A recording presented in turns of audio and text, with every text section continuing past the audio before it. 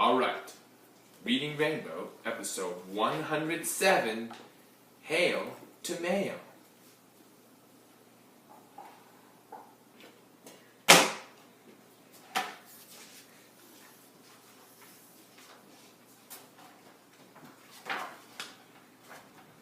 Who's that knocking at my door? His badge is stamped with number 4. His shoulder bag is big and fat. His coat is blue. So is his hat. Is it him? It must be him. The New York mailman, Mr. Tim. His bag was full of mail today from Boston, Austin, and L.A., from Reno Roundup, Harper's Ferry, Pittsburgh, Plattsburgh, Pondicherry. He started on his rounds at 7. His bag was lighter by 11. He reached the bottom just at 3, long after he had come to me. A certified letter for John Peck, postmarked by Schenectady. A certified letter for John Peck? But he left yesterday. Yesterday? Where did he go? To Boise, Idaho. John Peck is flying over wheat fields lying like gold across the plain. The letter follows through hills and hollows in a car of a speeding train. There are parcels, sacks and letters in stacks, row after row after row. Two blue-coated clerks spend the whole night's work sorting it all as they go. A postcard for Skokie, a box for Milwaukee, some magazines for Monroe, a sack for Wilmette, and a certified letter for Boise, Idaho. The Boise mailman strides along. His bag is heavy, but he is strong.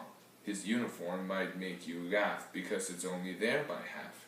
He has the hat, but not the rest, except for the brass badge on his chest. His step is firm. He's filled with pride.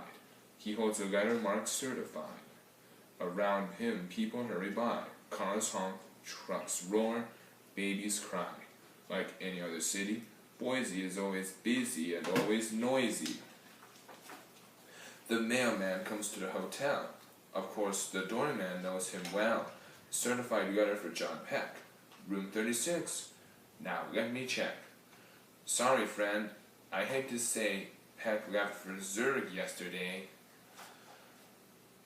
A letter had better be put in the mail. By itself, it won't get anywhere. But once it is mailed, it will roll, fly, sail, over land, over sea, through the air. A letter can travel without any trouble.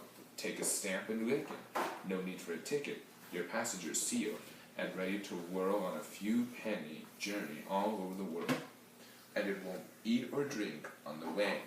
And there is only one thing it will say as it comes down to land. What a beautiful city!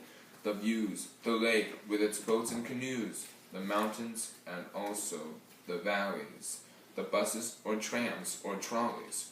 The conductor stands on one leg and shouts, "Last stop, Grierson Weg, Grierson Weg, Grierson Weg."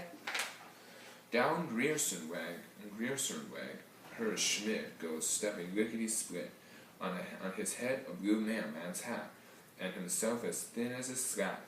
At a glance, he takes in the scene and goes straight to number 19. He gives the brass knocker a knock.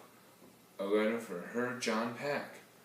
The landlady cranes her neck and studies the letter. Ah, Peck. Alas, sir, your timing is ill. He's just gone off to Brazil. The ship will set sail in less than a minute. Every cabin is full of the suitcases in it, but one cabin is not, for there must be a spot on each ship that sets sail for the man with the mail. The sunset is vermilion, all weary from the heat. Brasilia. The Brazilian mailman rests his feet. A most unusual letter is lying in his hands, wrinkled, frayed, and tattered with stamps from several lands, and scrawled with a red pencil beside the last postmark. The addressee has left Brazil. Please forward to New York.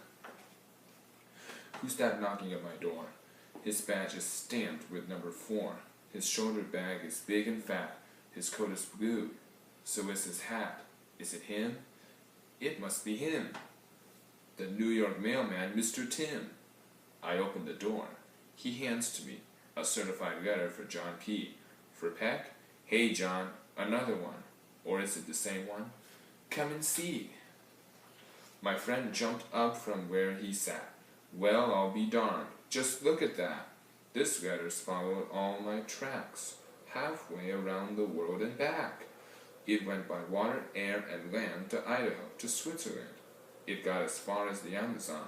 By ship, plane, train, it traveled on across the mountains, over the sea, until it finally came to me. And all that, thanks to those who go through dusty heat and freezing snow. Glory to them, I say, and hail to their heavy bags that bring the mail.